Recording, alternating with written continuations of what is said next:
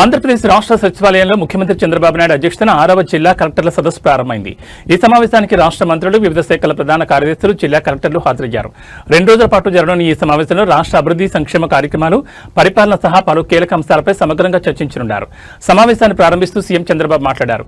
కలెక్టర్ల కాన్ఫరెన్స్ ద్వారా అన్ని ముఖ్యమైన విషయాలపై స్పష్టత ఇవ్వాలని ప్రభుత్వం భావిస్తోంది. ఇది 6వ కలెక్టర్ల సమావేశం. రాష్ట్రంలో సంక్షేమం, అభివృద్ధి రెండింటిపై సమాన దృష్టి పెడుతూ ప్రజలకు గుడ్ గవర్నెన్స్ అందించాల్సిన అవసరం ఉంది. ప్రభుత్వ నిర్ణయాలు దీర్ఘకాలిక ఫలితాలను ఇస్తాయి. అవి పాజిటివ్ లేదా నెగిటివ్ ఉండొచ్చు. రాష్ట్ర పరిపాలనను మెరుగుపరిచేందుకు ప్రభుత్వం రూపొందించిన 10 ముఖ్య సూత్రాల ఆధారంగా సుపరిపాలనపై అధికారులు దృష్టి పెట్టాలి. వర్చువల్, ఫిజికల్ వర్క్ రెండింటినీ సమన్వయంతో నిర్వహించాల్సిన అవసరం ఉంది. నేను, ఉప ముఖ్యమంత్రి, మంత్రులు అన్ని అంశాలపై సమగ్రంగా పర్యవేక్షణ చేస్తున్నామని సీఎం చంద్రబాబు అన్నారు. ఇవాళ రేపు అన్ని విభాగాలకు సంబంధించిన అంశాలపై విస్తృతంగా చర్చ జరుగుతుంది. జిల్లా స్థాయిలో అధికారులు క్షేత్రస్థాయిలో నిరంతరం సమీక్ష నిర్వహిస్తూ ప్రభుత్వ పథకాల అమలును పర్యవేక్షించాలి. నేను సుదీర్ఘ ఉపన్యాసాలు ఇవ్వను. ముఖ్య విషయాలపై స్పష్టమైన మార్గదర్శకాలు ఇవ్వడమే నా లక్ష్యం. సూపర్ 6 పథకాలతో పాటు ఇతర సంక్షేమ కార్యక్రమాలను అమలు చేస్తున్నాం. ఈ నెల 13వ తేదీన అన్నదాత సుఖీభవ పథకం నిధులు రైతుల ఖాతాలో జమ అవుతాయి. అలాగే ఉగాది పండుగ సందర్భంగా 2,50,000 ఇళ్లకు గృహప్రవేశాలు నిర్వహిస్తాం. అన్నదాత సుఖీభవ, గృహప్రవేశాలు ఉగాది కానుకలుగా ప్రజలకు అందిస్తామని సీఎం చంద్రబాబు చెప్పారు. అదేవిధంగా విద్యుత్ రంగంలో ట్రూ డౌన్ ఛార్జీలను విధించి విద్యుత్ ఛార్జీలను తగ్గించగలిగామని సీఎం చంద్రబాబు చెప్పారు. ఈ నిర్ణయం ద్వారా వినియోగదారులకు ప్రత్యక్ష లాభం కలిగేలా ప్రభుత్వం చర్యలు తీసుకుందని తెలిపారు. రాష్ట్రంలో సమర్థవంతమైన పరిపాలన కోసం అధికారులు సమన్వయంతో పనిచేయాలని సీఎం చంద్రబాబు కలెక్టర్లకు సూచించారు. ఇది వచ్చింది కాబట్టి రెండు కూడా every third Saturday will announce as Swachh Andhra Pradesh day. Swachh Andhra ఒక క్యాంపెయిన్ మోడ్లో తీసుకెళ్తాం. ఇందులో clean, green, environment protection everything వస్తుంది. గార్బేజ్ క్లీన్ చేయడం దగ్గర నుంచి మీరు అనుకున్నటువంటి పంచాయతీల్లో ఇన్ఫ్రాస్ట్రక్చర్ మొదలుకొని సేమ్ యాంగిల్ ఏదైతే గార్బేజ్ ఉందో, వెట్ వేస్ట్ కానీ, డ్రై వేస్ట్ కానీ, లిక్విడ్ వేస్ట్ కానీ everything has to be dispose. క్లీన్గా పెట్టాలి. ప్రెమిసెస్ మీ జిల్లాలో పరిశుభ్రంగా ఉండాలి. దీనికి ఎంతమందిని వీలైతే అంతమందిని మీరు మొబిలైజ్ చేసుకుంటారు. ఆల్ ఆఫీసెస్ కూడా ఆ రోజు పనిచేయక్కర్లేదు. వాళ్ళ ఆఫీస్ కూడా క్లీన్గా పెట్టుకోవాలి.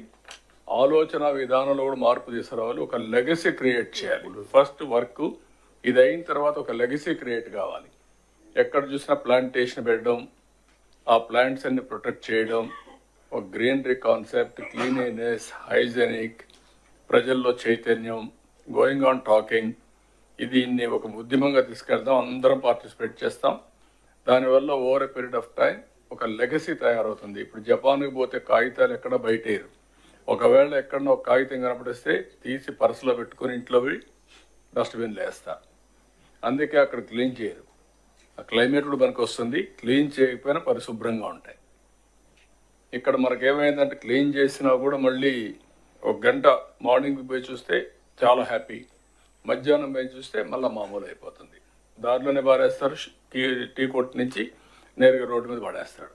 ఇల్లు క్లీన్ చేస్తారు, రోడ్డు మీద పడేస్తున్నారు. ఇవన్నీ వస్తున్నాయి. దీన్ని మనం ఒక రోజులో అయిపోతుందని కాదు.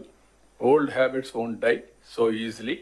Going on reminding, practising, then it will have a day.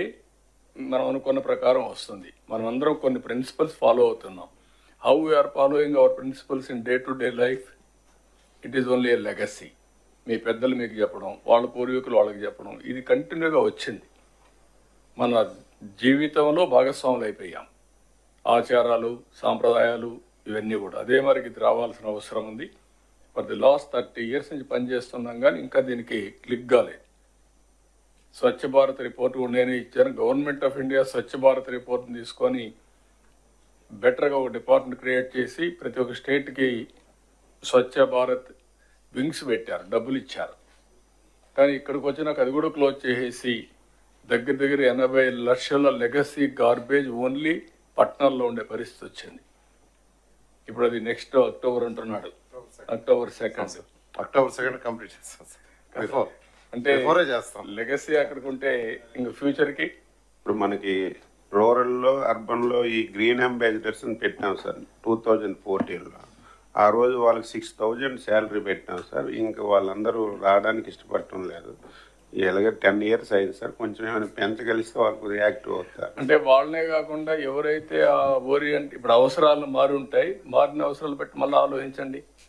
Department can do it. Panchayati Raj department, urban department grain ambassadors కింద పెట్టింది. ఎంతవరకు మీకు అవసరం మోడర్నైజేషన్లో, ఇప్పుడు న్యూ థింకింగ్లో వాళ్ళని ఎందుకు కంటిన్యూ చేయాలి? ఇప్పుడు కూడా వ్యవస్థలన్నీ కూడా అవుట్డేట్ అయినప్పుడు కొత్త వ్యవస్థలు క్రియేట్ చేసుకోవడం అవసరం. లేకపోతే పాత వ్యవస్థల్లో పెట్టుకుంటే దానివల్ల మనకు ఫలితాలు రావు. Sir second issue